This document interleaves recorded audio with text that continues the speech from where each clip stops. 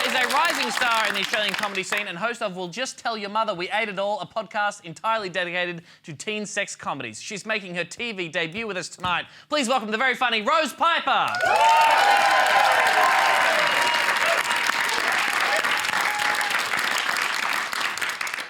Yeah, g'day. Just to answer any questions that you might have about sort of why I look like this and sound like your dad. I recently came out as transgender. Yeah, look, fair enough. A lot of people are doing it. I'm not special. You're probably right not to applaud, to be honest, because me sort of coming out as trans didn't really have anything to do with any sort of ongoing battle with gender dysphoria. I just saw how bad of a name men were getting in the press at the moment. Decided to do the most manly thing I could think of, which was to jump ship like a coward. God, you taught me well, Dad. When it gets hard, get the fuck out of there. But I actually am sincerely trans, so anything that you don't laugh at from this point will be considered a transphobic attack. So yeah, test number one, motherfuckers.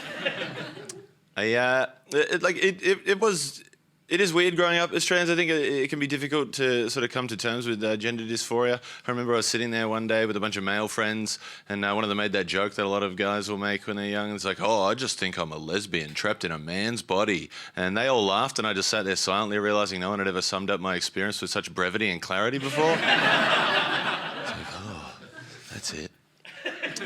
Because it can be hard to articulate. I think particularly because, like, I really worry that I'm dumb. Like, I don't know if have you ever had to Google a question so dumb you go on incognito mode? Like, just to lower the chances of being traced back to you, you know? Like, what if I was looking for a job? Like, I don't know that they have some sort of database there. They're like, well, we were thinking about hiring her, but turns out 2 days ago she Googled mouldy bread bad with 4 question marks. We can't have that on staff.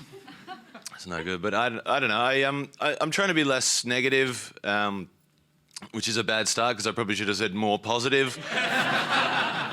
Onwards and upwards. You know, because I think, like, you know, it's cool. It's cool to be here on TV, like on the ABC, the home of my favourite show, Gardening Australia. Hell yeah. Yeah, the only time anyone's ever applauded for that. Fantastic. I love that show. I love that show so much that when Peter Cundall died, my friend called me and asked if I was sitting down. It's beautiful. It's beautiful. And I think the thing is, like, I genuinely love that show too. I hate that ironic enjoyment of things where people are like, oh, I just hate watch The Bachelor. Just admit that you love it, you fucking gutless coward. You know? You can't just keep dipping your toe in when it, like, suits you because you're too afraid to wallow down here with the rest of us pond scum. You know? Jump in, the water's nice. We've got Limp Bizkit and Fitzy and Whipper. It's bloody good. It's bloody good. But I think the thing about that show, like, I don't love gardening, and watching that show hasn't made me love gardening. I just love watching how much these people fucking love gardening. Like, there is no greater joy in life than seeing a man who must be at least 65 standing on top of a boulder and playing air guitar because he's about to show you a rock garden. He's just like, Australia, are you ready to rock? I'm like, you fucking bet I am, buddy. Let's get sedimentary up in this motherfucker.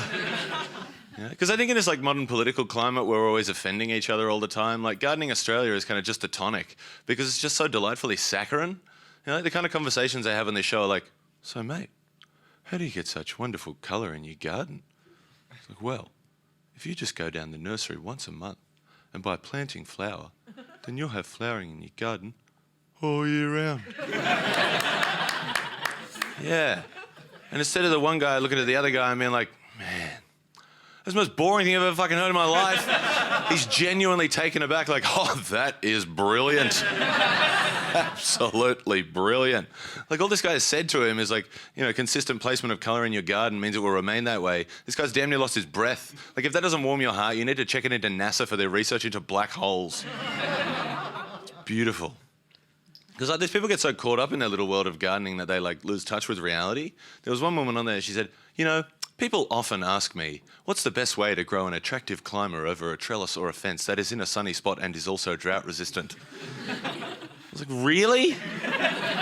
People often ask you? That insanely specific question? She's like, oh, yes, and people also often ask me if they can use the prunings from a Castlewell and Gold conifer hedge to use as mulch in their compost, and when it breaks down, is it acidic or alkaline? I'm like, whoa, wow, okay, what are you not being asked often? To come to their birthday party. Hey, I've been Rose Piper.